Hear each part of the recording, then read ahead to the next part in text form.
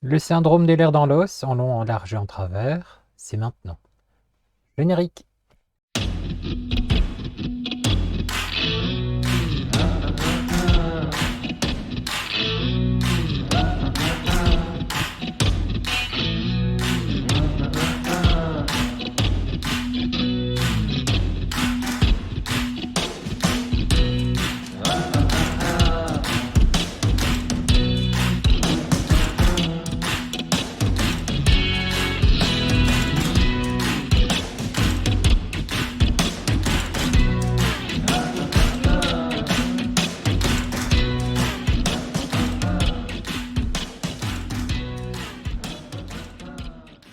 Salut bande de crados, j'espère que vous allez bien, que vous vous portez bien, que la semaine a été bonne, ou qu'elle sera bonne, je ne sais pas quand est-ce que vous allez visionner cette vidéo. Alors aujourd'hui, le syndrome des lèvres dans l'os, en long, et peut-être même en travers, qui sait. Comme vous le savez probablement, j'ai décidé de faire double format. Le premier format, format court, que vous retrouvez dans la barre de description, moins de 10 minutes, c'est compliqué pour moi, mais moins de 10 minutes, promis. Pour les personnes qui n'ont pas le temps, qui ont du mal à garder leur attention trop longtemps sur une vidéo, sur quelqu'un qui cause énormément, ou juste pour les personnes qui n'aiment pas les longues vidéos, hein. Donc voilà. Sinon ici c'est la longue vidéo. On est parti pour 30 minutes, 40 minutes, je ne sais pas encore exactement. Alors, il y aura quand même un découpage, rassurez-vous.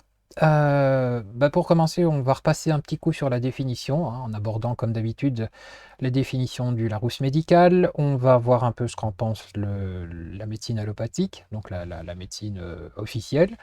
J'étayerai tout ça avec quelques petites images intéressantes pour démontrer quand même aux gens qui pensent que c'est une pathologie tiroir, un peu comme on qualifierait la fibromyalgie, qu'ici il y a des raisons de ne pas parler de pathologie tiroir puisque le CED est quelque chose d'observable. Nous parlerons de la prise en charge, nous parlerons également de ce que peuvent vivre les patients qui en sont atteints, et puis on parlera de comment c'est vu, comment c'est pris en charge au niveau des états, au niveau de la reconnaissance, au niveau, enfin, tout ce qui est un peu compliqué.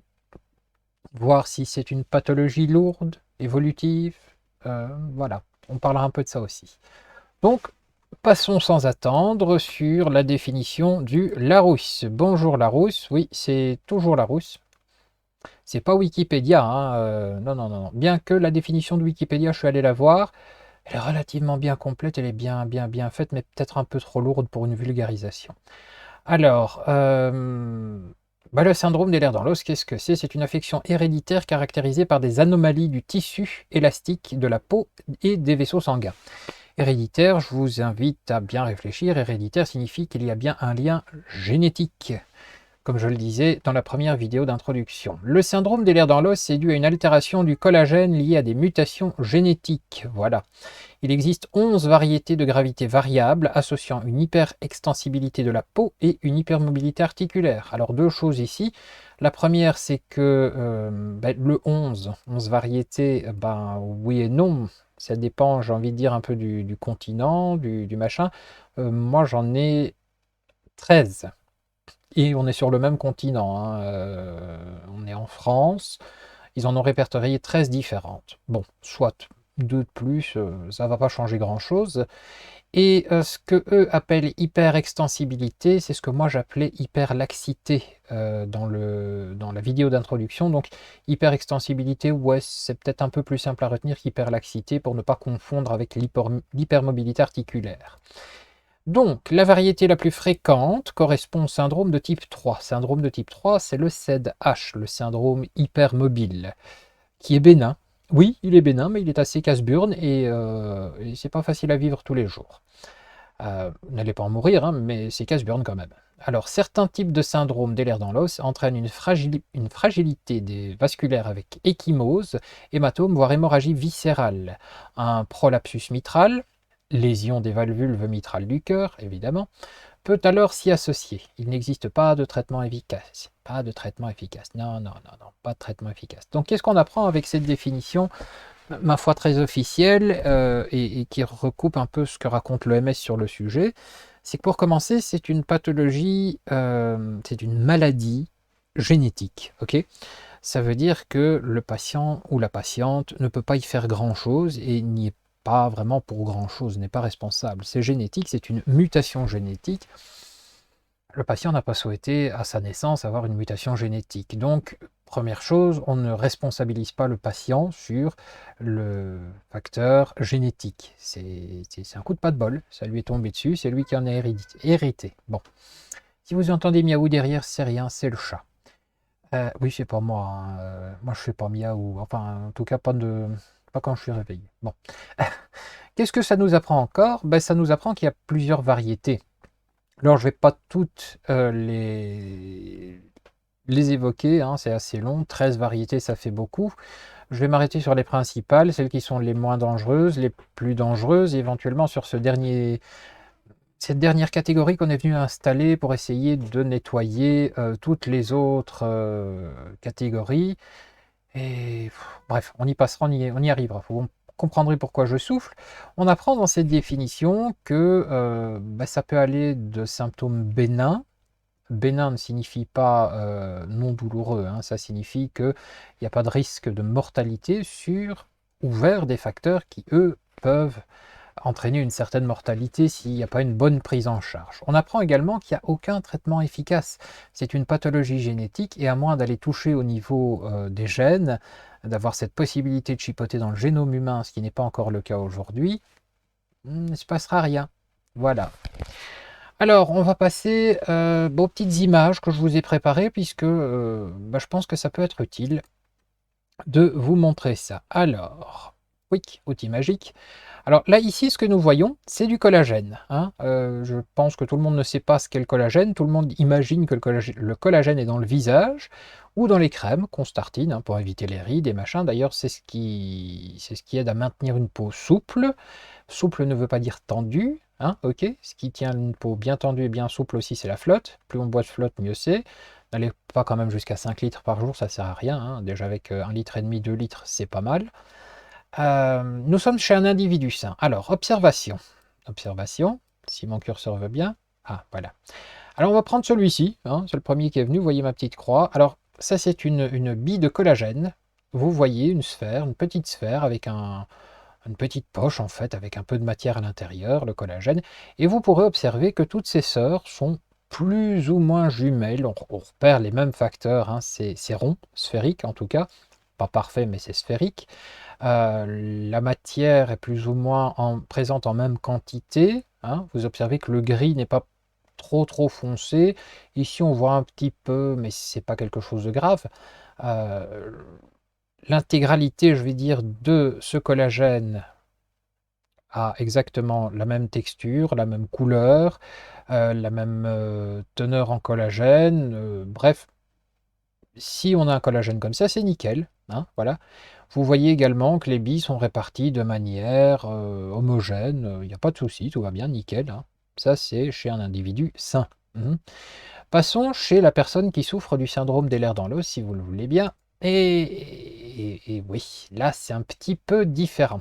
Alors, plusieurs éléments. La première chose est ici, n'est-ce pas? Euh, il y a une explosion, on ne sait pas ce qui s'est passé. Là, il y a quelqu'un qui a pété, enfin, ils sont entrés en collision, on ne sait pas ce que c'est. Deuxième chose ici, ils ont essayé de fusionner, ça n'a pas bien fonctionné, hein, voilà. Et puis, on va agrandir pour avoir une observation un peu plus intéressante. Alors, déjà, première chose, la forme sphérique a disparu. C'est du collagène aussi, hein. La forme sphérique a disparu. Vous regardez toutes les... Vous avez de temps en temps quelque chose qui essaye d'imiter une forme sphérique, hein. Ici, on en a. Et puis, ben voilà, c'est pas vraiment sphérique, on est d'accord, hein. Par rapport à l'autre image, il y a vraiment une grosse différence. Ça, c'est du collagène de quelqu'un qui est atteint. Ensuite, l'intensité et la matière présente, hein, le pourcentage de matière présente de collagène, vous voyez, diffère d'un grain à l'autre, hein, on ne peut plus parler de sphère, on parle de grain ici. Vous voyez ici par exemple une concentration de matière plus importante puisque la couleur est plus foncée, alors que si vous allez sur celle-ci ou celle-ci, euh, elles sont vachement plus claires. Celle-ci encore beaucoup plus, hein. Oui, vous pouvez pas le voir, il y a ma grosse tête au-dessus. Donc, disais-je, celle-ci ici, tiens, comment ça se fait que vous la voyez pas? Non? Oh, que c'est triste. Attendez. Je vais essayer de la rechoper. Ah oui, mais en fait, ça rend une couleur différente d'un écran à l'autre. Ok, c'est cool. Bon, voilà, ce que vous voyez là, c'est sur mon bon écran beaucoup plus clair. Chez vous, ça semble un peu plus foncé. Tiens, c'est assez étrange. Bon, soit. Bref, toujours est-il que... Je me remets dans mon coin. Toujours est-il que quand on observe ici, vous observerez ici qu'il y a un trou pour commencer, hein, il y a des trous qui s'organisent un peu partout. Il n'y a pas de continuité, il n'y a pas de logique, il n'y a pas de... On voit que ça essaye de former un tissu cohérent, mais pas vraiment. Pas vraiment, hein. Je vous remontre tout de même. Voilà. Et c'est la même échelle, hein, si vous regardez. 200 nanomètres. C'est exactement la même échelle. Alors ici, plus gros, plus consistant, plus rond, plus circulaire, plus... Il y a bien un trou ou deux quelque part ici, mais c'est quelque chose de cohérent. Ici, on est sur quelque chose de plus explosé, de plus chaotique. Tenez, on va agrandir la zone là-bas si vous voulez. Non, c'est là. Ok. Je vous mettrai les liens vers les sites que j'ai utilisés pour illustrer. Là, voilà. Ça, c'est la première explosion que je vous montrais de loin. Ok. Et il n'y a pas grand-chose à en dire, mis à part que c'est une grosse explosion. Et ça, je vais m'en sortir. Et ça ici, sur le dessous, ben, on a l'impression que le collagène a essayé de fusionner, s'est explosé. Alors ça se traduit comment? Sur quelqu'un qui en souffre, euh, je vais repasser sur ma grosse tête. Sur quelqu'un qui en souffre, ça se traduit comment? Bah, la première chose, c'est qu'effectivement, on observe une certaine élasticité de la peau qui est supérieure à l'élasticité de la moyenne des gens. C'est pas encore trop grave, mais ça peut aller jusqu'à des hémorragies, jusqu'à un déchirement de la peau, hein. Quelque part, c'est un tissu, la peau est un tissu.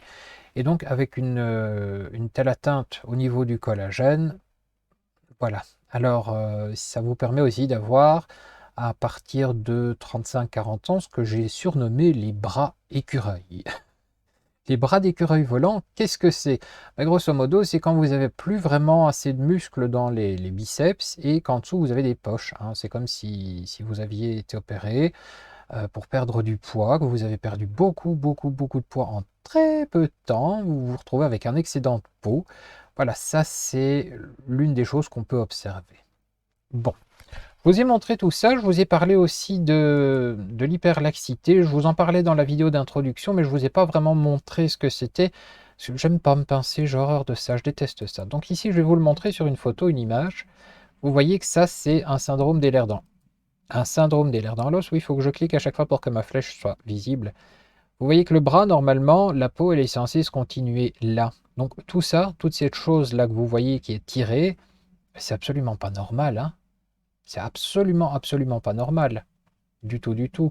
Donc je vous remontre, pour avoir cette faculté, cette fabuleuse faculté d'avoir la peau élastique, eh ben, il faut un collagène dégueulasse comme ça. Bon, ok. Je tiens d'ailleurs, tant que j'ai cette image sous les yeux, à dire que ceci est une image médicale. Ce sont des observations suite à une biopsie de peau faite sur un patient qui était atteint et diagnostiqué de cette maladie. Je vais faire une petite parenthèse ici. Qui est destiné plus aux médecins, aux futurs médecins éventuellement, mais surtout aux médecins qui sont déjà établis et qui sont déjà en service et qui ont tendance à traiter ces pathologies comme si elles n'existaient pas vraiment ou les prendre à la légère en disant que la majorité des symptômes sont des symptômes psychosomatiques ou que le patient invente ou que... Enfin voilà, on parle d'excès.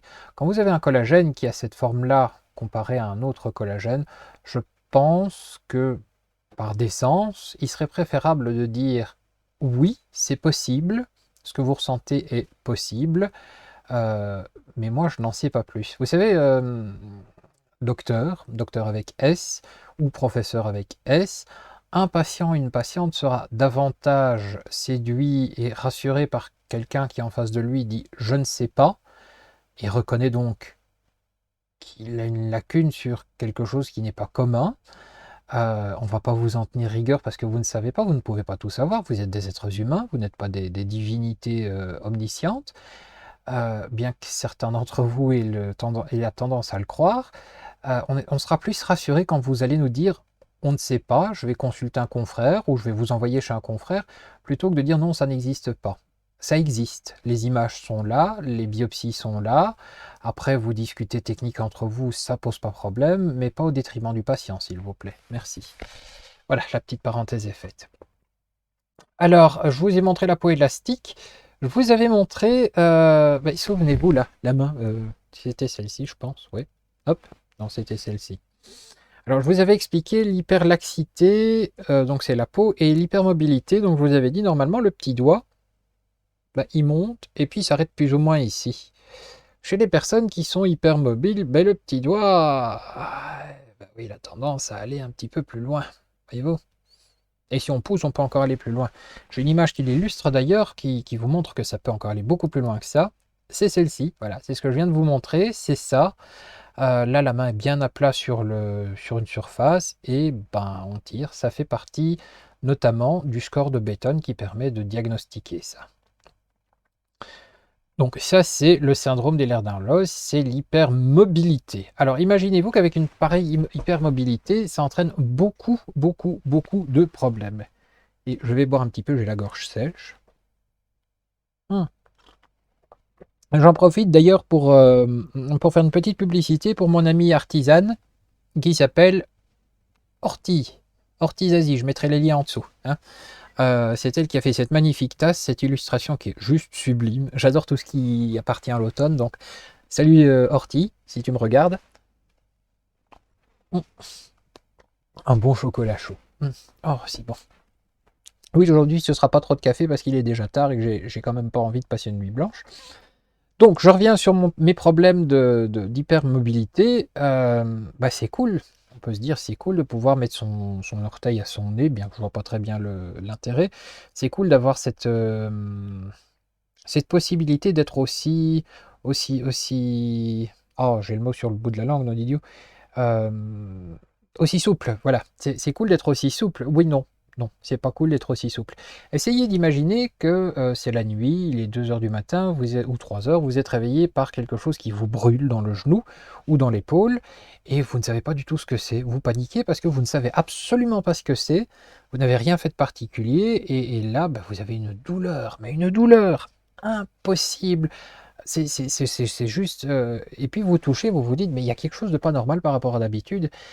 Félicitations, vous venez de vous déboîter l'épaule ou déboîter le genou, en tout cas luxé ou subluxé, ce qui va entraîner pas mal de complications au niveau musculaire et tendons qui entourent ces zones.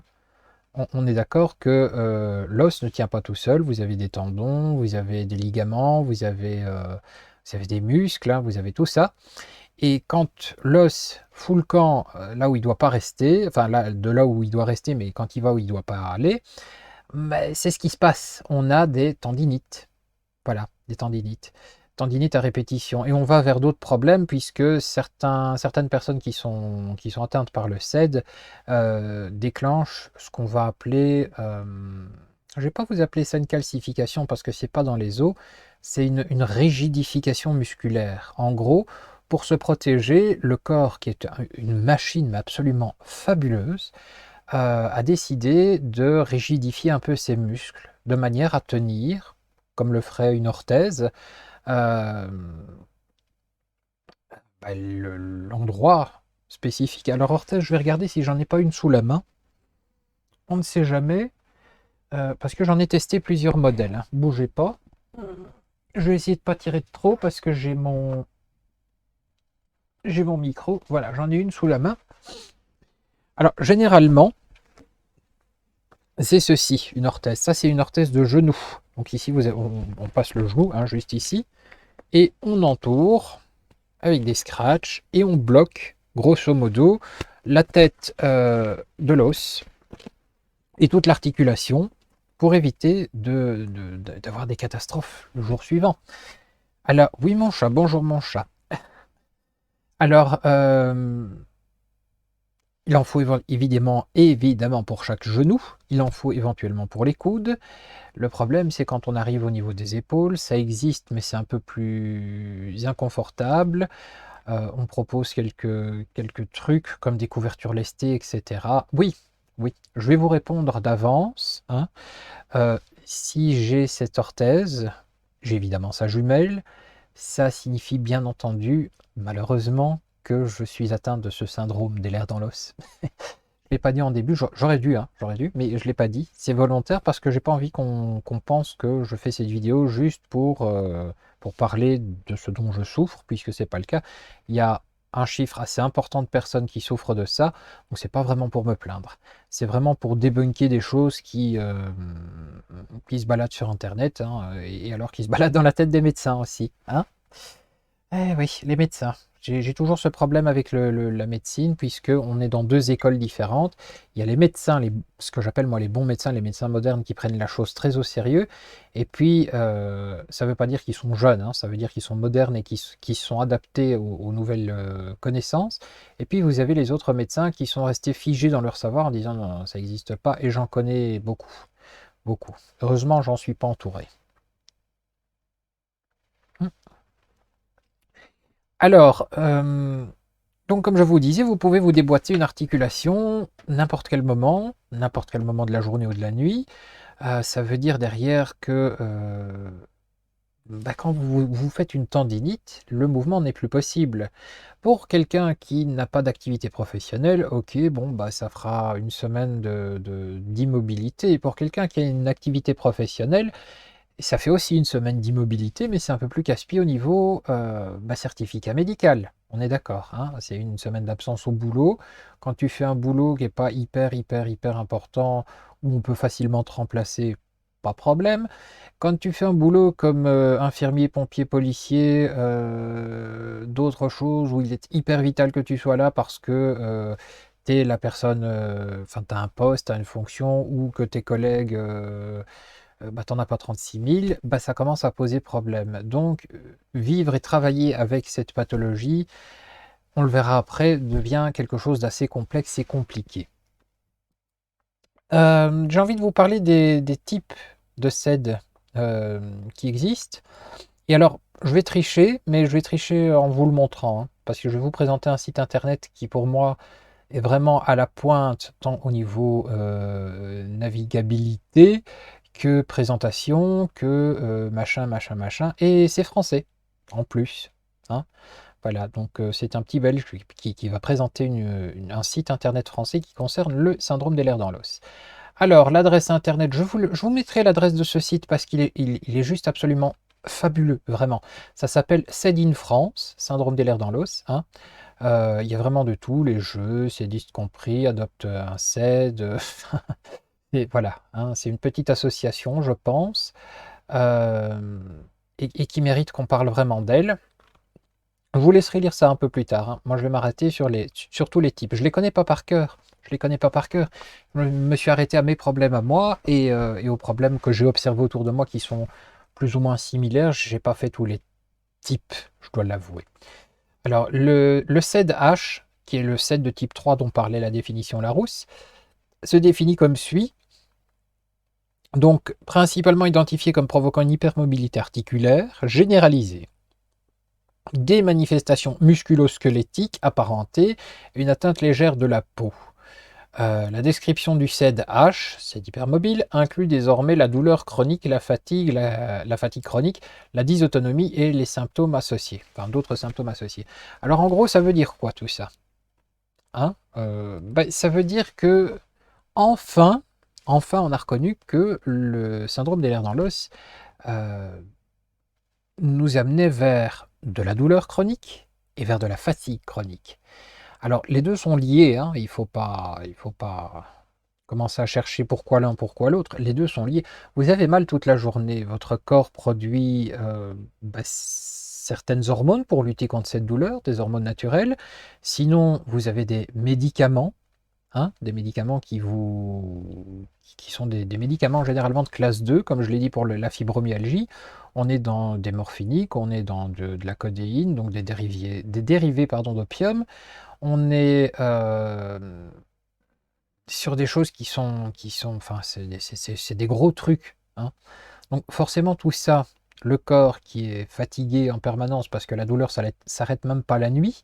La preuve, hein, je vais vous raconter une petite expérience qui m'est arrivée il y a quelques semaines d'ici. Un jour, je me suis réveillé mais avec une douleur dans le genou gauche, une abomination. J'ai l'habitude, je me suis dit, bon, allez, qu'est-ce que j'ai encore fait comme mauvais geste dans mon sommeil? J'avais pas mis mes orthèses parce que je vous avoue que c'est pas très confortable de dormir avec. Et je me réveille, je regarde, je dis, ah ouais, c'est un peu gonflé, un peu dur, ouf, là ça fait mal. Ok, ça c'est le ligament, donc heureusement, ma formation paramédicale me permet de repérer. Je vais chez mon kiné qui est une perle absolue. Thomas, si tu me regardes, salut. Euh, il regarde, hein, il dit ouf, oui, ça c'est le ligament latéral. Il me dit on va regarder un peu à ça. Je suis allé chez mon médecin traitant, qui est aussi une perle. Je suis entouré de perles. J'ai fait le nécessaire pour avoir un beau collier de perles, à défaut d'avoir des bracelets. Euh, Elle tâte, elle dit oui, ça va, il n'y a pas de kyste en dessous ou de grosseur en dessous du genou. Euh, Là, ça fait mal. C'est pas la rotule. Elle était rassurée parce que c'était pas la rotule qui avait trop bougé. Et elle appuie, elle dit ah ouais, non, là c'est le ligament, effectivement. Donc, deux spécialistes, un kiné, médecin traitant, me disent ligament, ce que j'avais dit au début, ligament latéral gauche externe. Donc, je passe une petite radio. La petite radio confirme effectivement qu'il y a une masse, un gonflement. Donc, ça se traduit en gros par une tendinite. Voilà, une tendinite. Et là, nous allons avoir de la visite. Viens, viens, mon ami, viens, viens. Regarde, dis bonjour aux gens. Voilà. Ça, c'est mon chat, Lucky. C'est mon bébé.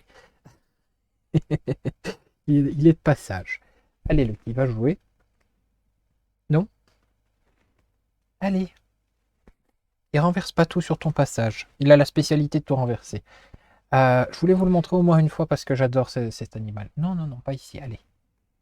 Je vais le remettre par terre, sinon il va foutre un bazar monstrueux. Donc, disais-je, je sais plus ce que je disais. Oui, donc on passe une radio, il y a effectivement un grossissement, une épaisseur au niveau du ligament, donc le ligament a bien souffert. C'est pas quelque chose de catastrophique, j'ai déjà eu pire, mais le médecin se dit bon, ok, on va pas déconner, on va t'envoyer passer une résonance magnétique du genou. J'ai pas encore les résultats, je les aurai demain, justement. Donc, je reviendrai peut-être mettre un petit additif si c'est quelque chose d'important. Puisqu'elle a demandé à me voir, ce qui est relativement rare, donc c'est qu'il doit bien y avoir un souci. Et durant l'échographie, parce que j'ai d'abord passé une échographie, c'est pas une radio, c'est une échographie, durant l'échographie, le médecin a dû me poser la question 3 ou 4 fois, mais monsieur, vous avez fait du ski? Ah mais dites-moi, vous avez fait du ski, parce que ça c'est une douleur typique du ski. Alors je la regarde, mais très sérieusement, et avec mon cynisme habituel, je dis cachet d'aspirine, gros mollet, grosses jambes, surpoids, est-ce que j'ai une tronche à faire du ski, docteur? Ah bah non, qu'elle me dit. Je dis bon bah voilà, j'ai pas fait du ski. Mais comment vous avez fait? Là je lui explique. Et bah elle connaissait pas le CED. Et voilà, voilà. Et ça c'est le problème, c'est que on ne connaît pas le CED. On en entend vaguement parler, syndrome des lèvres dans l'os. Oui, ça me dit quelque chose, mais ça touche quoi déjà? Je sais plus. C'est articulaire? Hein, c'est musculaire? Non, non, personne n'y est. Dans les spécialistes, les médecins, personne n'y est à part les rhumatos et bah, certains médecins traitants. Donc tout ça pour dire que cette extraordinaire question qui m'a été posée 3 ou 4 fois, avez-vous fait du ski? Mais non, j'ai pas fait de ski. Donc la blessure que j'ai est typique d'un sport, on va dire, un peu violent qui peut amener des conditions violentes. Voilà, on en revient à nos définitions parce que là je m'égare un peu. On va passer sur le... Donc là on était sur le petit CED. Je vais l'appeler le petit CED, hein, mais ça ne veut pas dire que c'est pas emmerdant. Au jour le jour, je vais quand même vous en parler avant de passer au suivant. Au jour le jour, ce syndrome entraîne non seulement de la fatigue, de la douleur chronique, qui doit être gérée par des médicaments assez importants, des cures de vitamines aussi derrière tout ça, ainsi qu'une alimentation variée et surveillée. Le problème, c'est que bah, il n'y a pas vraiment de traitement en dehors de gérer la douleur qui est présente là tout de suite. Il n'y a rien.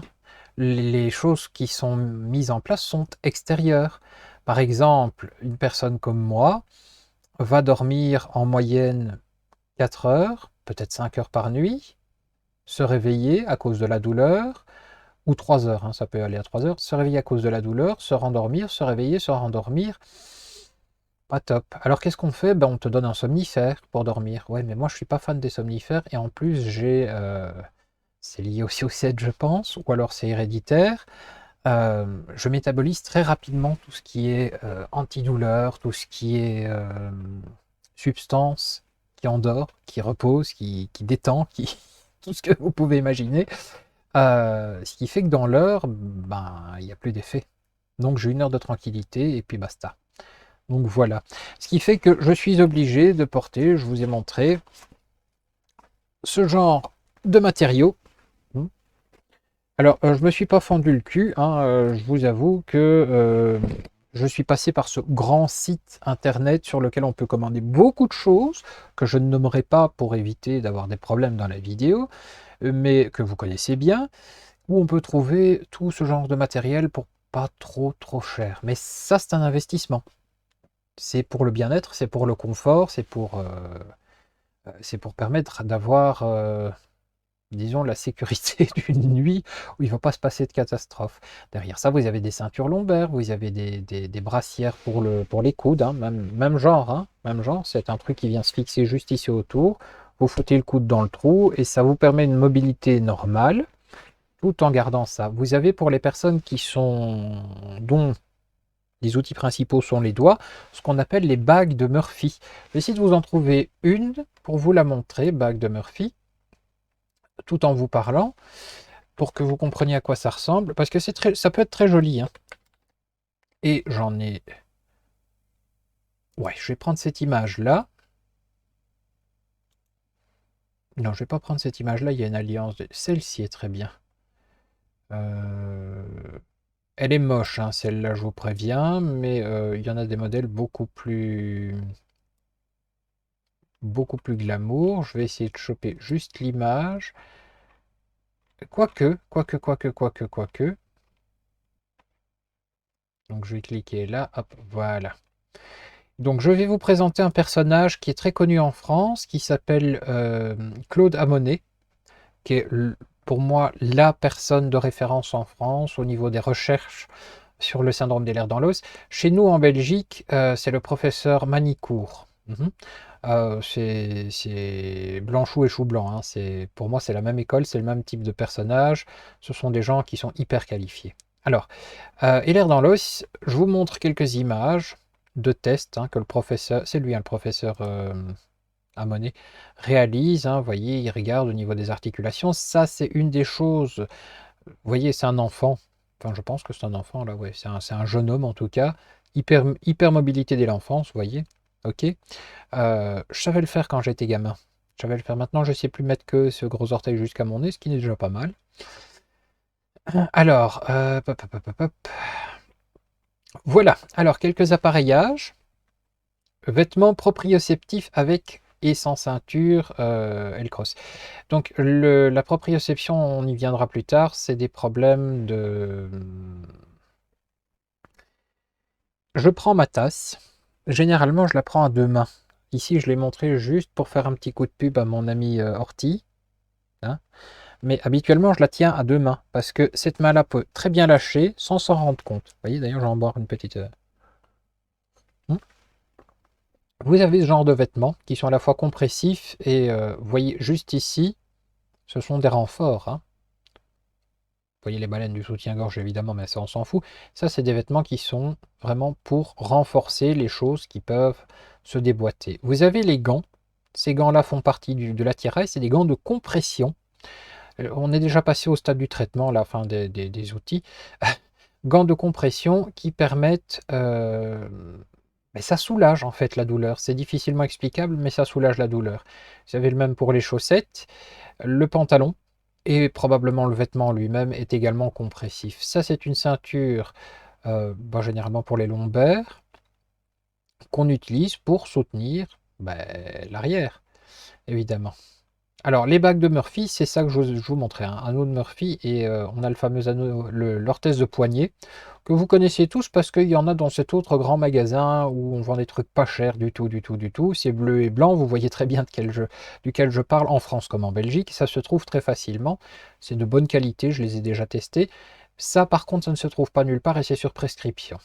Ça se trouve pas nulle part. Ça se trouve pas partout et c'est sur prescription.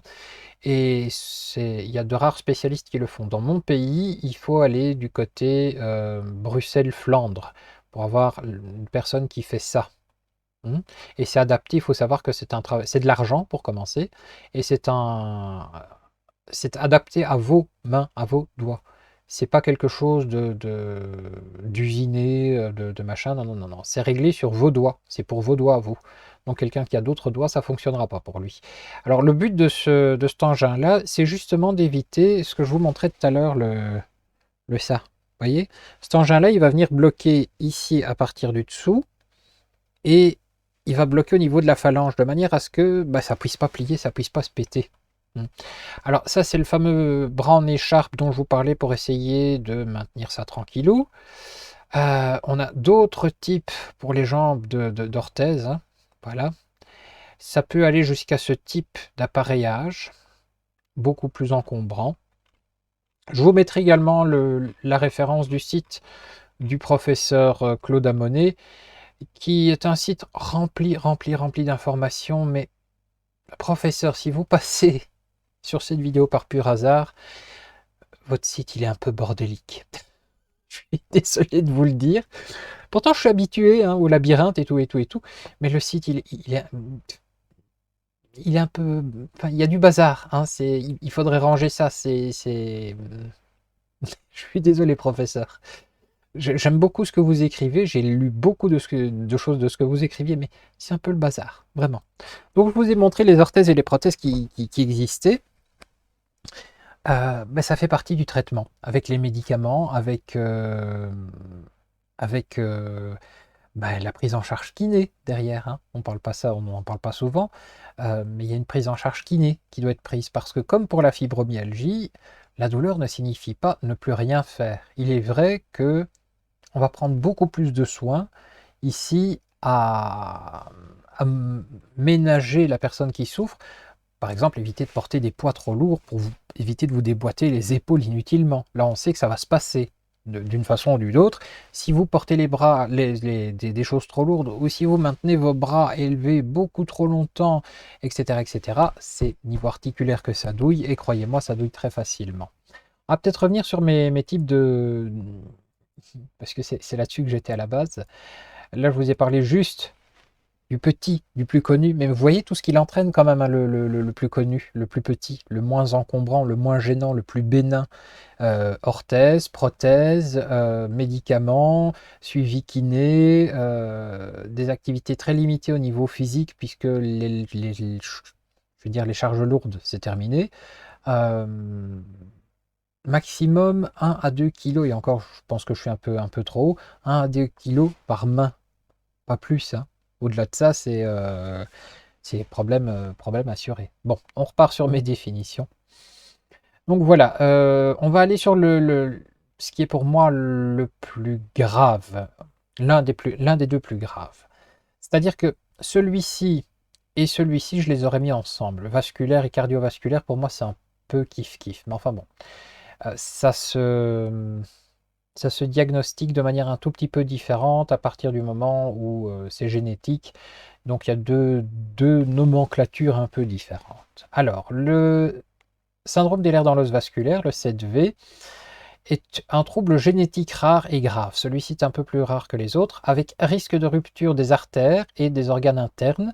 Il est caractérisé par un anévrisme artériel, une dissection et une rupture intestinale et une rupture de l'utérus gravide. La fréquence est estimée à 1,50 millième à 1,50 millième à 1,200 millième, c'est-à-dire une personne sur 50 000 à une personne sur 200 000. Alors que pour l'autre, c'est une personne sur 10 000 le CEDH. Ok. Donc, et résulte de variants pathogènes dans ce que vous voyez ici, c'est un gène.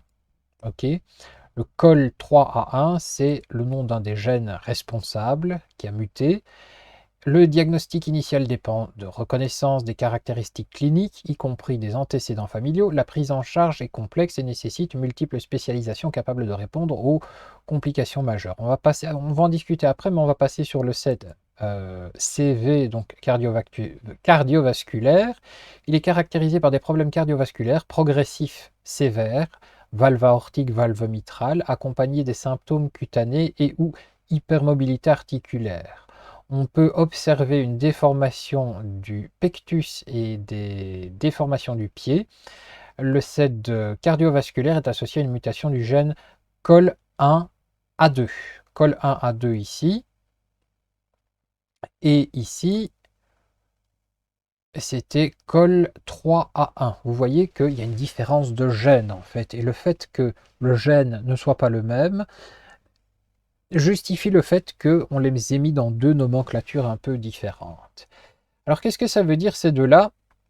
Je vais grouper les deux, hein, parce que moi je vais pas faire dans le détail, j'y vais toujours à l'appel à neige. Qu'est-ce que ça veut dire? Bah, ça veut dire grosso modo que si vous êtes en présence de quelqu'un qui souffre de cette forme de syndrome d'Ehlers dans l'os, c'est la personne qu'il va falloir, je ne vais pas dire mettre dans une bulle, mais qu'il va falloir checker, qu'il va falloir tenir à l'œil. Alors ça, c'est minimum 1 à 2 visites par an chez le cardiologue, pour bien vérifier que tout est encore correct. On ne fait pas grand-chose, hein. On fait une échographie, on fait éventuellement un scope des artères, éventuellement. Euh, mais on va surveiller de près. On va surveiller de près, il y aura d'autres imageries qui seront faites, puisque vous avez vu que dans la définition du Larousse, on vous parlait d'hémorragie au niveau de tout ce qui est appareil génital, et éventuellement appareil gastro-intestinal, digestif, etc. Donc on surveille. Quand on a le 7V ou le 7CV, les deux, c'est quelque chose de grave. C'est évolutif. D'ailleurs, tous les SED sont évolutifs. Tous les SED, si vous préférez, sont évolutifs. C'est pas quelque chose qui va rester en place et qui va rester au même niveau tout le temps. La fibromyalgie, ça évolue par crise. Je compare les deux parce que les deux sont souvent confondus en réalité. Avant d'avoir ce pré-diagnostic que j'ai, parce que je ne suis pas encore totalement diagnostiqué SED, j'ai eu un diagnostic de fibromyalgie. Je ne me sentais pas vraiment à ma place. Ce qui fait que j'ai continué à creuser avec mon bagage et que j'ai découvert qu'il y avait ça sur le côté avec lequel on pouvait confondre. Et comme ça c'est génétique et que quand je remonte dans mes lignées, je me rends compte que d'autres personnes avaient les mêmes problèmes que moi, je me dis Donc, au niveau du syndrome d'Ehlers dans l'os, l'intégralité des symptômes évolue avec les années. Au niveau du syndrome de la fibromyalgie, ça évolue par crise. Donc on monte, on a une crise, pouf, on revient aux douleurs normales. Hein. J'ai pas dit on revient à la normale, on revient aux douleurs normales. On a une crise de douleur, on revient à la douleur normale. On a une crise de douleur, etc. Ici, malheureusement, non. C'est une escalade sans fin jusqu'à ce que la douleur soit insupportable. Et à ce moment-là, bah, voilà. Et on ne sait pas ce qu'on va faire, vraiment. Donc tous les sets sont évolutifs. Mais si vous êtes atteint et atteinte de ces deux formes très particulières et très caractéristiques, de grâce, ne négligez pas votre santé en vous disant oh, les problèmes, ça n'arrivera qu'aux autres. J'en ai vu passer quelques-uns comme ça, et puis c'était tout juste, tout juste. Hein. Et pour les personnes qui sont externes à tout ça, je reviens sur mes petits médecins et mes petits professeurs à qui je m'adressais tout à l'heure. Vous voyez quand même que des confrères à vous ont écrit ça, en disant, en ayant observé de leurs yeux que ces formes graves de maladie pouvaient toucher jusque le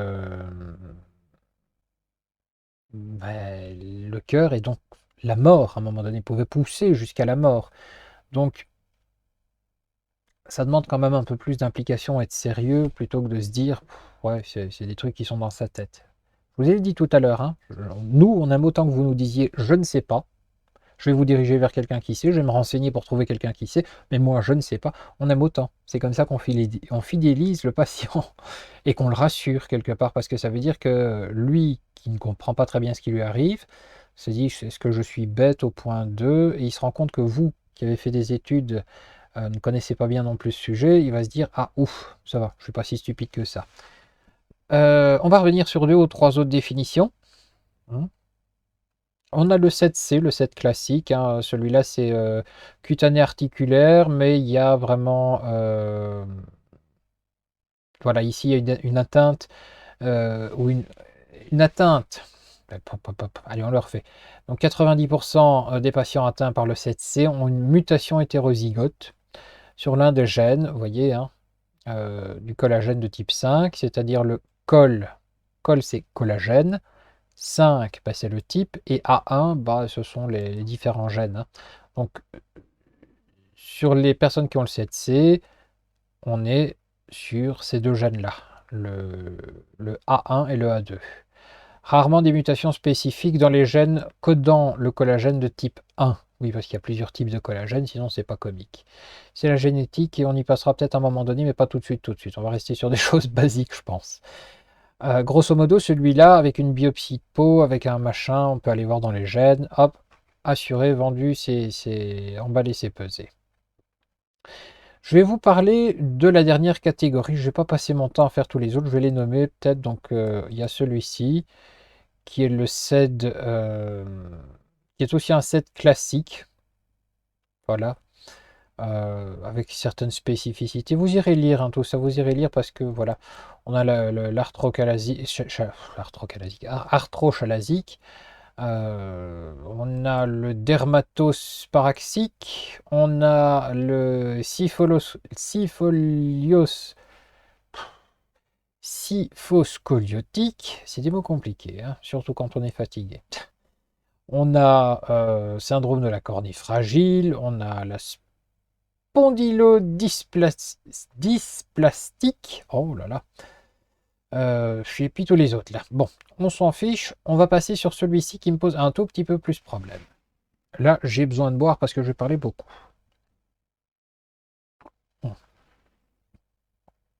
Et c'est bon. C'est très bon. Et ça met du baume au cœur. Et j'en ai besoin parce que ce que je vais dire ici est grave. On tombe sur une nouvelle catégorie qui a été établie il n'y a pas très très longtemps qui s'appelle le HSD.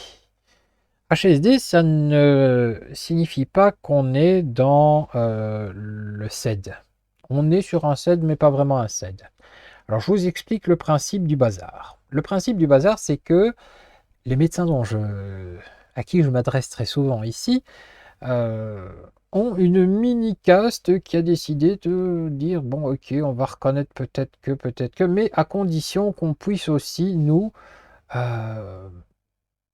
y mettre des vétos à certains endroits. Ce qui fait que ces médecins sont parvenus à se dire qu'à la place d'avoir un syndrome des lèvres dans l'os qui se multiplie à une vitesse VV' parce qu'on observe ce syndrome de plus en plus, on va plutôt classer les gens dans une espèce de trouble de l'hypermobilité, du spectre de l'immobilité, de l'hypermobilité. Donc c'est l'hypermobilité et les troubles du spectre de l'hypermobilité. Et ça se passe au niveau international, hein. C'est pas juste en France, en Belgique, en machin, non, non, c'est vraiment au niveau international.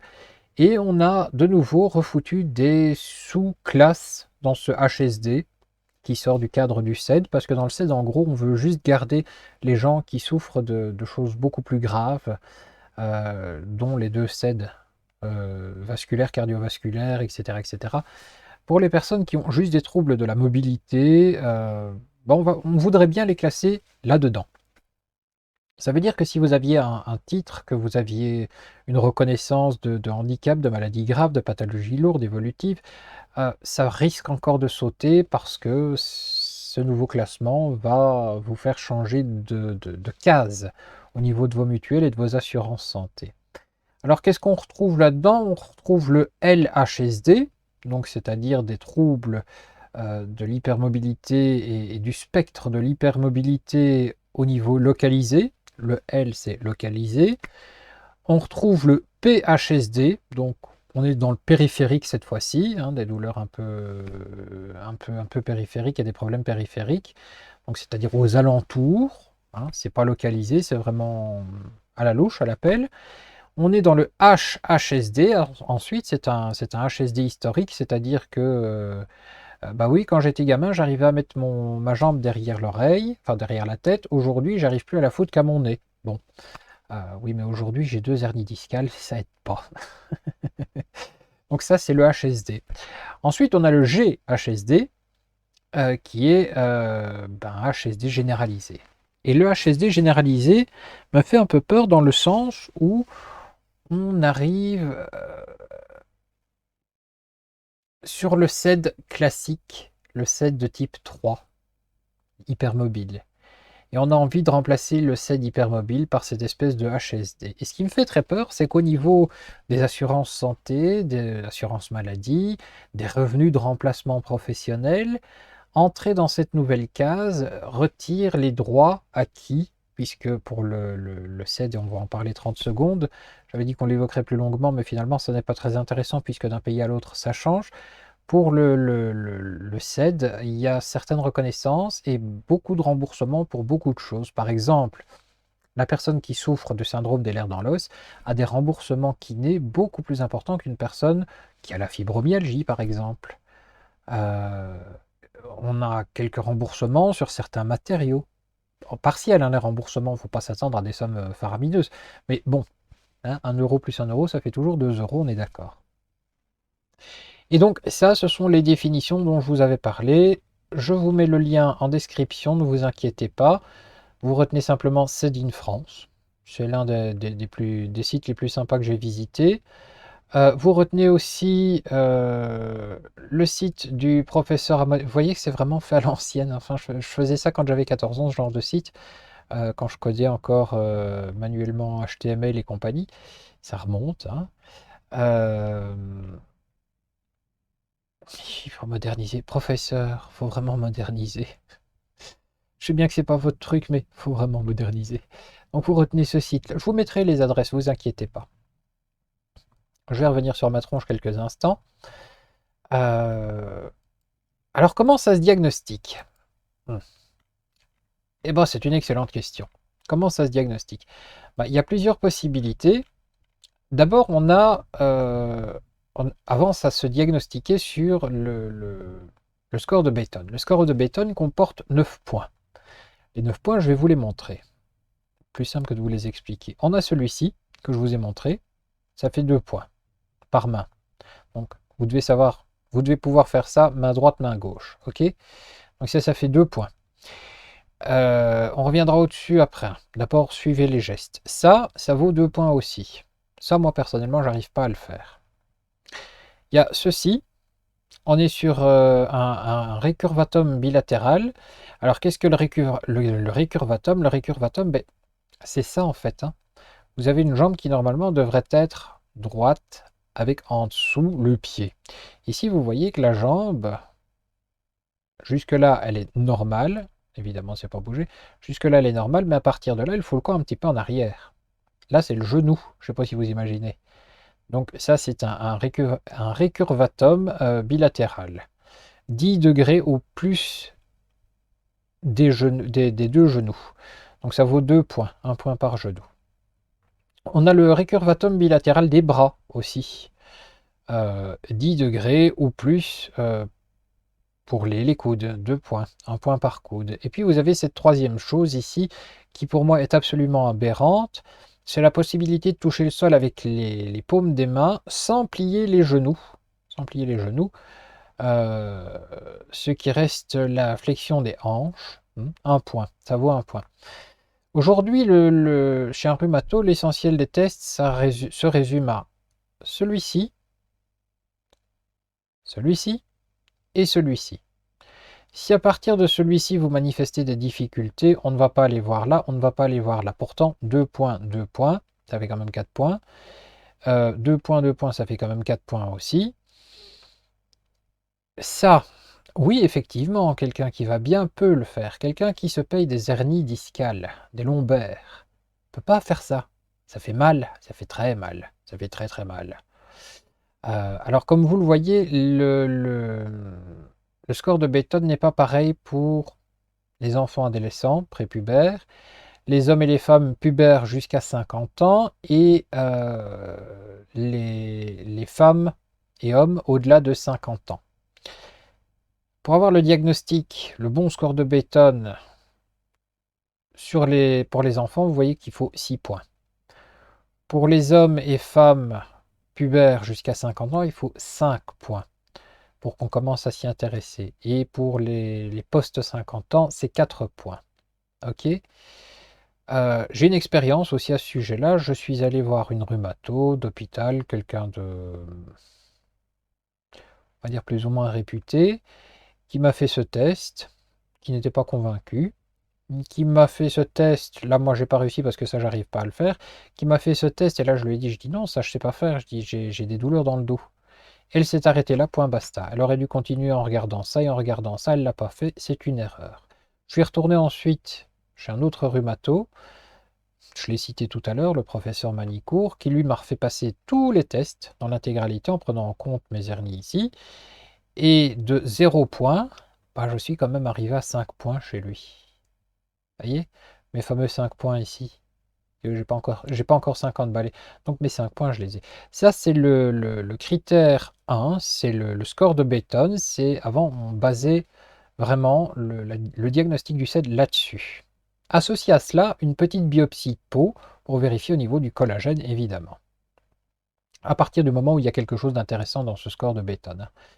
On a un second critère ici, que j'ai subi aussi, je pensais que ce ne serait pas très agréable et finalement, j'ai pas vraiment, enfin, j'ai rien senti, j'ai pas vraiment, voilà. Donc, grosso modo, on vous parle de papules piézogéniques bilatérales au talon. Donc, grosso modo, c'est des, allez, je vais essayer de vous trouver ça sans couper la vidéo ce coup-ci. Papules piézogéniques, voilà, hop, clac. Les papules piézogéniques, eh ben, c'est ce que vous voyez là. Vous voyez ces espèces de petites boules, ok? Papules piézogéniques, c'est pas toujours aussi défini, hein. Ça peut être un tout petit peu moindre, un peu comme là. Ici, on voit pas vraiment bien, mais il y en a. Je vais changer de page. Donc, les papules piézogéniques, tout un tas d'autres facteurs, hein. La peau inhabituellement douce et veloutée, peau de bébé. Légère extensibilité cutanée de plus d'1,5 cm sur l'avant-bras non dominant de la main, et dos de la main, pardon. Je vous laisserai lire tout ça, hein. C'est sur le site internet de CED in France, je pense. Oui, c'est ça, CED in France. Vous avez le diagnostic, etc. Et puis après, vous avez le critère 3, les prérequis suivants doivent être validés. Absence de fragilité cutanée qui devrait conduire à évoquer d'autres types de CED, blablabla, blablabla, blablabla. Bref, ça, Micrado, je sais que c'est un peu long. GERCED aussi, ce groupe d'études et de recherche du syndrome des lèvres dans l'os. C'est une association qu'il faut noter quand vous souffrez de tout ça. C'est des gens sérieux. Donc, ça, mes petits crados, quand vous rentrez dans le critère 1, dans le critère 2, dans le critère 3, c'est ce qui s'appelle les critères de New York. Alors, les critères de New York, c'est toute une catégorie de sélection assez casse-bonbon, quelque part. Parce que si vous échouez un test, mais certains rhumatos n'iront pas jusqu'au deuxième. Estimant que c'est une pure perte de temps. Ok. Donc, nous avons vu la définition. Nous avons vu les types différents. Nous avons vu comment c'est diagnostiqué. On a vu comment c'est traité. On sait que c'est pas une maladie curable. C'est une maladie génétique, évolutive, qu'on ne peut malheureusement pas modifier aujourd'hui, en tout cas pas avec les technologies actuelles. Il nous reste à voir, je vous ai parlé un peu aussi des statuts, hein. Vous avez des reconnaissances, comme c'est une pathologie évolutive, votre reconnaissance va aussi évoluer. Ça dépend au stade auquel vous êtes. Ici en Belgique, par exemple, à partir d'un certain moment, vous pouvez avoir un revenu de remplacement. Mais bon, il faut passer encore devant le médecin conseil, expliquer pourquoi, machin, machin, machin, machin. Mais généralement, vous avez des remboursements beaucoup plus intéressants. On passe dans une pathologie dite évolutive, voire lourde, et à ce moment-là, vous avez accès à beaucoup plus de choses intéressantes, comme des soins kinés, comme enfin, des remboursements de plus de séances de kiné. Et ça, c'est pas négligeable parce qu'il faut garder une certaine activité physique, c'est très important. Donc on a parlé de ça. Il nous reste à parler de quoi, Micrado? Ah bah du plus important, de ce que vivent les patients. Alors c'est quoi un patient SED? Alors je vais essayer de rechoper mon petit bouquin. Voilà. Mon petit bouquin, je vous l'avais montré, me semble-t-il, dans la vidéo courte. Ça se trouve aussi sur le grand site dont je vous ai parlé. SED. Alors oui, les SED, on les appelle les zèbres. Alors pourquoi le zèbre? Parce qu'on appelle aussi les gens qui ont des neuroatypies comme ça. Le zèbre, c'est en lien au fait que les médecins ont tendance à mettre le nom d'une pathologie parce que ça y ressemble, alors que c'est pas ça. Ça marche comme un cheval, il y a les sabots comme un cheval, ça ressemble de loin à un cheval. Bah, c'est pas un cheval, c'est un zèbre.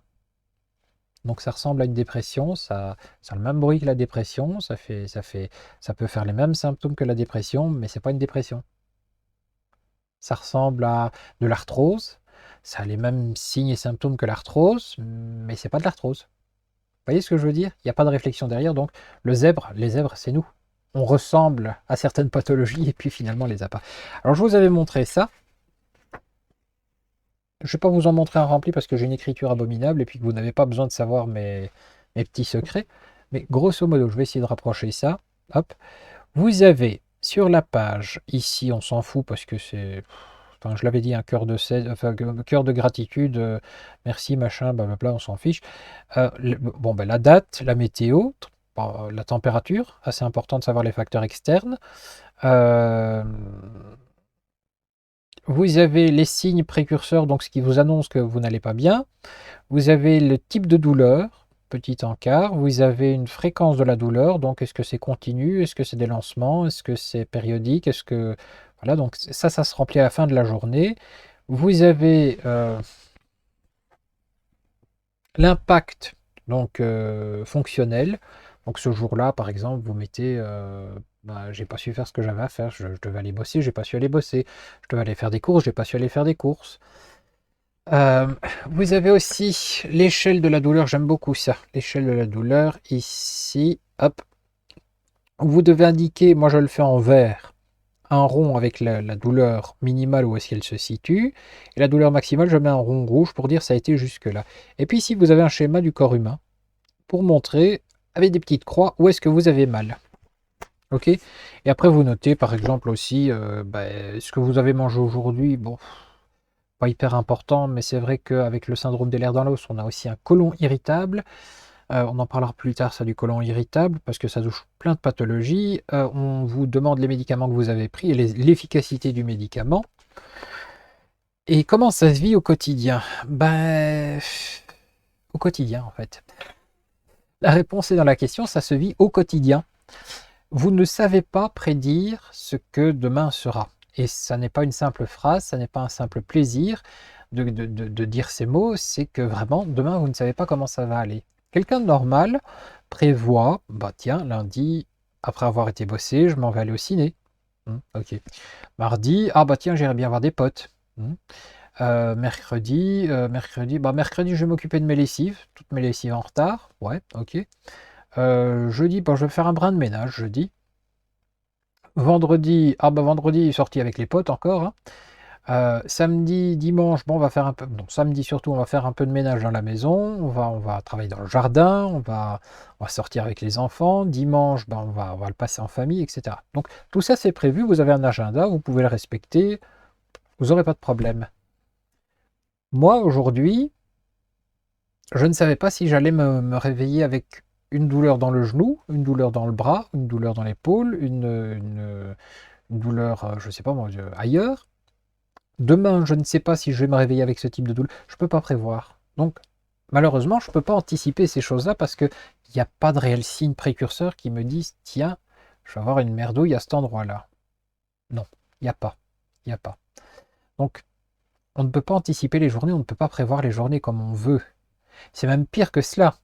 Vous avez une vie professionnelle, il va vous arriver très souvent de devoir dire à votre patron, boss, je suis désolé, aujourd'hui je ne sais pas venir bosser. Et là, ça passe une fois, ça passe deux fois, trois fois ça commence à devenir un peu beaucoup. Et puis vous êtes convoqué, vous discutez, et dans le meilleur des cas, votre boss comprend et est encore un peu large quelque temps. Dans le pire des cas, vous êtes remercié. Et on vous dit, ce serait peut-être temps de passer en mi-temps médical ou aller voir quelqu'un pour justement avoir un revenu de remplacement. Mm. Donc, activité professionnelle, il est largement recommandé, si vous en avez la possibilité, de travailler à votre compte, d'être peut-être pas indépendant, mais il y a toujours des possibilités, mais ou d'avoir un mi-temps. Je sais que c'est pas aussi confortable qu'un travail professionnel classique, mais si vous faites des choses que vous n'êtes pas censé faire et si vous vous retrouvez dans des situations dans lesquelles c'est assez complexe à gérer et que vous tirez sur la corde, ça va pas aller spécialement mieux, ça va même s'aggraver, s'empirer. Voilà, ça c'est la vie d'un CED. Avec quelle douleur est-ce que je vais me réveiller aujourd'hui? Est-ce que je vais être en mesure d'accomplir toutes mes tâches? J'en suis pas certain. Euh, Outre cela, vous avez le regard de l'autre qui est important. Euh, je vous ai parlé de la théorie des cuillères. Chez nous, elle est présente, hein, tout le temps, tout le temps, tout le temps. Euh, vous avez fait votre journée de boulot, vous êtes éreinté, ou éreinté eux, et puis on vous invite à bouffer, ou on vous invite à un anniversaire, ou on vous invite à un truc, vous n'avez plus l'énergie. Alors souvent, vous dites non, et quand vous y allez avec une mine de déterré, on vous dit «Oh, t'as l'air fatigué». Oui, je suis fatigué. Là, je fais un effort pour venir, je me force. Hein. Généralement, moi, je me force plus. J'ai arrêté de forcer. Quand mon corps me dit stop, c'est stop, parce que sinon, après, il y a des conséquences. Euh, et c'est pour ça que l'image qu'on a, enfin que les autres ont de nous, c'est souvent, on le voit jamais, il est jamais là, jamais présent, participe jamais, c'est un asocial, enfin qu'est-ce que c'est que ça pour... c'est un paresseux, il travaille jamais, il vit dans son jardin, il travaille jamais dans sa maison, il fait jamais les choses à temps, il traîne tout le temps, etc., etc., etc., etc. Tout ça, c'est pas moi, hein. C'est pas moi spécialement. Moi, mes trucs, je les fais comme je dois les faire, et autour de moi, les gens le savent. Mais beaucoup de malades, c'est comme ça que ça se passe. C'est ainsi qu'existent de nombreuses ruptures dans les couples, malheureusement. Et parce que l'autre en face ne comprend pas. Il doit porter le poids de tout ça aussi, sans comprendre ce que c'est. En gros, pour résumer, une personne qui a le 7, c'est de la douleur, c'est de la fatigue, c'est de l'impossibilité de prévoir les choses en avance, ce qui est relativement agaçant, on est d'accord. C'est aussi une prise de médicaments, hein, une dépendance aux médicaments quelque part, puisque pour avoir un instant de confort, on est obligé de passer par des substances qu'on n'a pas forcément envie d'ingérer. C'est une dépendance au milieu médical, puisqu'on va souvent consulter le milieu médical soit pour se rassurer, ou soit parce que c'est nécessaire. Je reviens sur le CED cardiovasculaire et le CED vasculaire, c'est nécessaire. C'est voilà, c'est vivre avec un malade ou avec une malade de cette pathologie-là n'est pas quelque chose de facile. Donc si vous vous y engagez à un moment donné, rendez bien vous compte d'où est-ce que vous mettez les pieds. Parce que nous, on le vit mal. Enfin, on le vit mal. Non, on le vit pas mal. Nous, on le vit. On a l'habitude de vivre avec et on fait avec.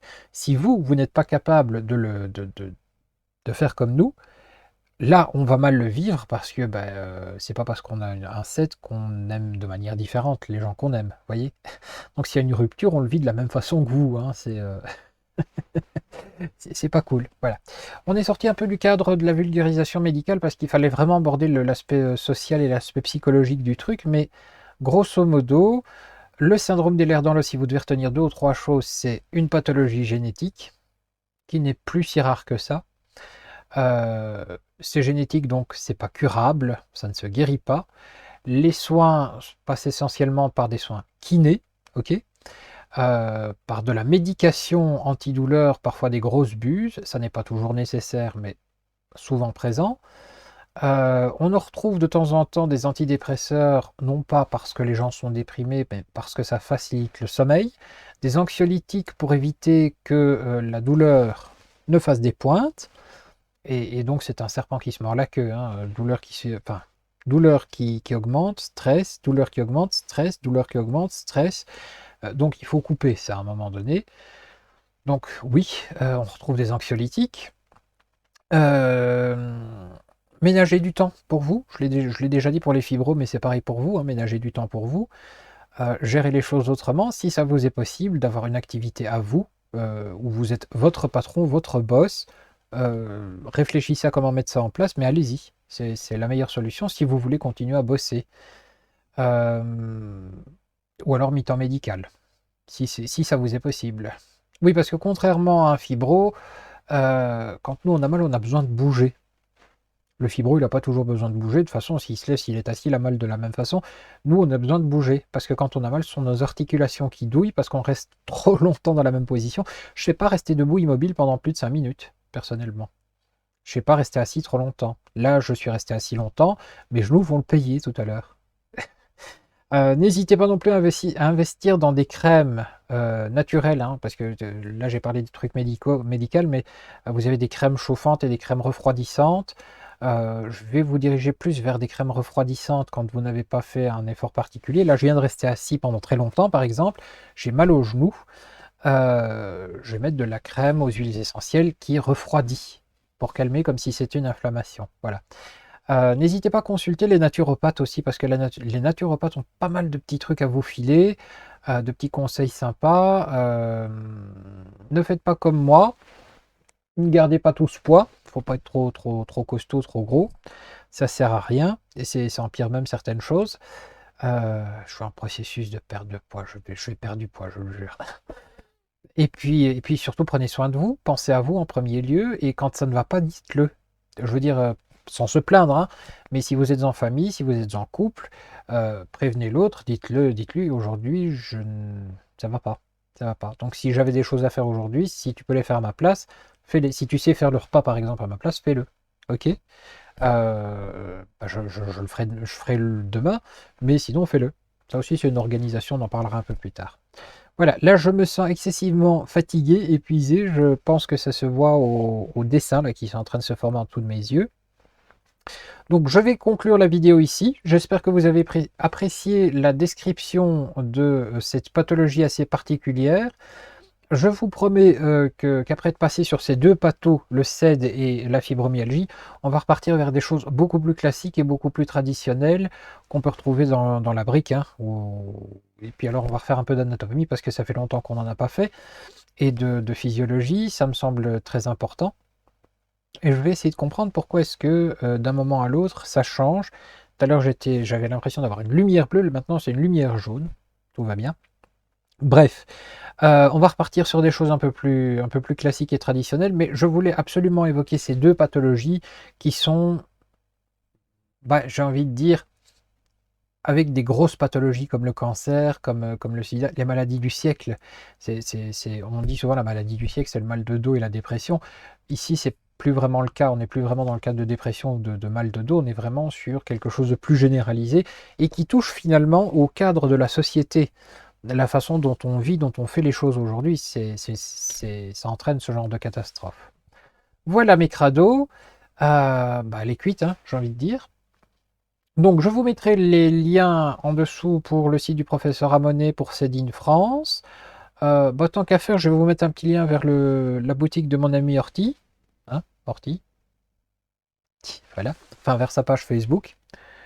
Peut-être pas vers sa boutique, je sais pas si elle a t'as une boutique, Horty? Ouais, bah oui, j'ai bien commandé ça quelque part. Hmm. C'est mon mug officiel de mes vidéos, hein. J'avais promis, hein, Horty. Donc, mais elle est magnifique cette tasse, allez regarder. Hein.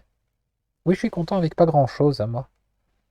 C'est une illustration qu'elle a faite elle-même, hein, on est d'accord. Horty, elle est multifonction, elle fait de la laine, elle fait des choses en laine. Laine qu'elle file et qu'elle teint elle-même à l'ancienne.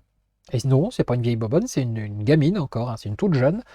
Je trouve ça absolument fabuleux. Donc Voilà, bon, enfin, c'est pas le sujet. Je vous salue mes petits crados, portez-vous bien, essayez d'être en bonne santé le plus longtemps possible, et puis rendez-vous la prochaine fois pour d'autres choses beaucoup plus classiques et beaucoup plus faciles à retenir. À bientôt, salut mes crados.